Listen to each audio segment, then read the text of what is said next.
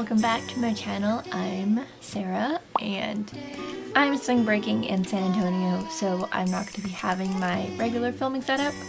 I also brought a mini tripod as opposed to my regular size, so the only way I can fit in the frame is to do this, but I think it's okay.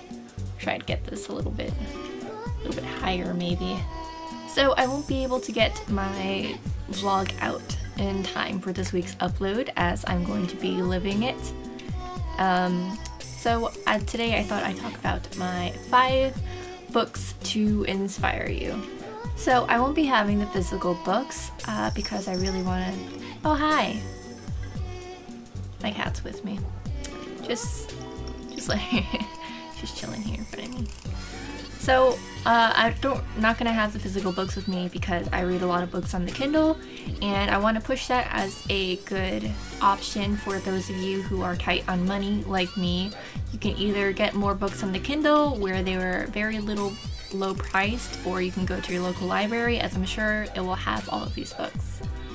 Also, all the books will be linked down below in the description, probably on the Amazon site where you can get it in whatever form you want. So the first book I'm going to talk about is Dalai Lama, The Art of Happiness. So this book follows a psychologist as he goes through a series of interviews with the Dalai Lama over a period of months, I think, to see how well his way of living can be applied to the life of someone who isn't a spiritual paragon. The author asks real questions that I would find myself wanting to ask about the Buddhist way, and the Dalai Lama gives real answers. It goes over friendship, love, anger, suffering, and of course, happiness. I like this book. It gives you a more practical explanation of living the Buddhist life that goes further than just the vague walk the path and a lot of vague mantras that you tend to find in... My cat's chewing on the tripod. Like I said, I like that this book gives you a more practical explanation of living with a Buddhist mindset as opposed to all the vague descriptions you find when you research Buddhism online.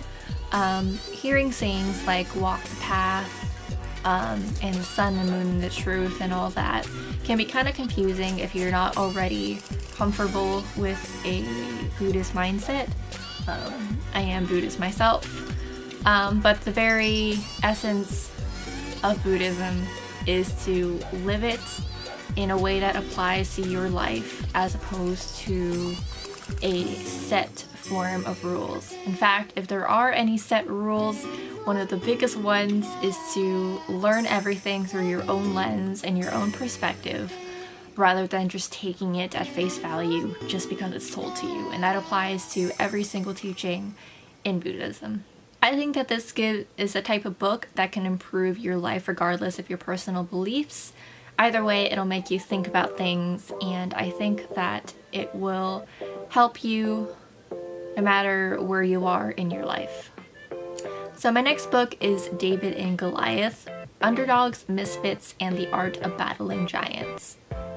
This book is a collection of historical and current proofs that you do not have to be the societal definition of strong to win battles. And battles are in any form: psychological, emotional, fighting things that you come across in your life. It focuses on the strength of the underdog and how even in the worst of circumstances, people who go through suffering come out as not victims but victors. As someone who's gone through a fair amount of personal drama, I meant to say trauma, but I guess both applies. Trauma and self-doubt, this book was really helpful to me and teaching me to believe in my ability and that the struggles that I've gone through have made me stronger ultimately.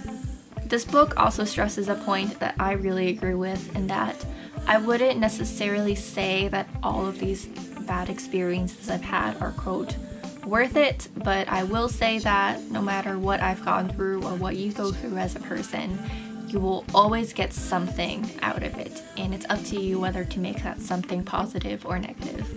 I recommend this book for those of you who always feel like you get dealt a shit hand in life and that in ways it makes you feel lacking, because this book will help you understand that the underdog is not actually the underdog.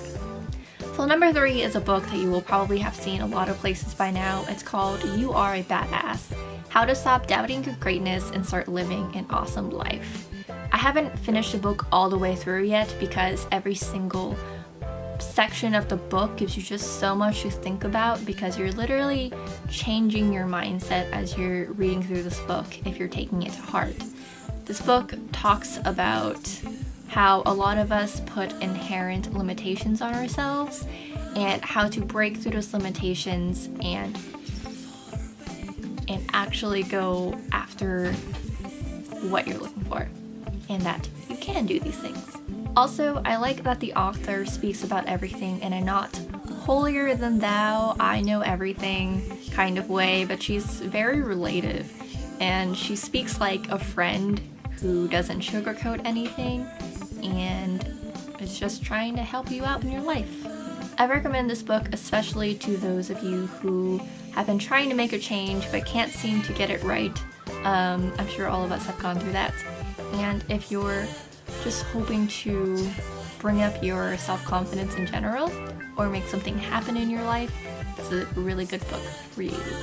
So number 4 is The Life-Changing Magic of Tidying Up. I haven't read the book personally actually, but I've followed a lot of people who have been living it. For example, Michelle B has been doing a 30-day Simplify Your Life challenge, and I followed through with her with that. So I felt like I got the gist of it from following her challenge, but of course I plan to read this eventually anyway. It helps you understand what it means to declutter your life and live a more calmer, minimalistic lifestyle. I know that a lot of people that have talked about it said it has changed their life, and it's certainly gotten me to be more mindful of the things that I have and how well I put the things I do have to use. So number 5 is not something you'd expect, but it's your pleasure book of choice. So many of us as we get older forget about reading things that just are fun. I feel like a lot of us get caught up in that reading just has a practical function to it, and yes, books can teach you a lot of things, but books can also take you a different place and de-stress you when you need it, which is pretty often in this kind of society. Right now I'm reading the Harry Potter series. I tend to read a lot of children/young adult fantasy novels. That's my pleasure, but your guilty pleasure reading can be anything. Just make sure that if you read anything on a regular basis to put in a pleasure book of your own, because it can be really easy to forget about the leisurely enjoyment of reading as you get older. So you will definitely feel more inspired on a daily basis if you give yourself that pleasure reading. So those are my 5 books of choice to inspire you. If anything, I want you to take away from this video to go start reading again if you haven't for a long time, or if you haven't ever, to just start. Like I said, you can start with pleasure reading, or you can go to something else. And keep in mind that you don't have to be a giant bookworm and read so much every day. You can read 10 pages a day, or even 5, or even 2. But if you read a little bit every day, you'll find that it actually adds up very fast. If you like this content, go ahead and leave a like. If you want more content like this, go ahead and subscribe. And I'd love to hear your responses about your favorite books down below, about books that have changed your life, books that you just love to read when you're stressed out. It'd be really cool to hear your reading choices. Yeah, that'll be it, and I'll see you in the next one. Bye.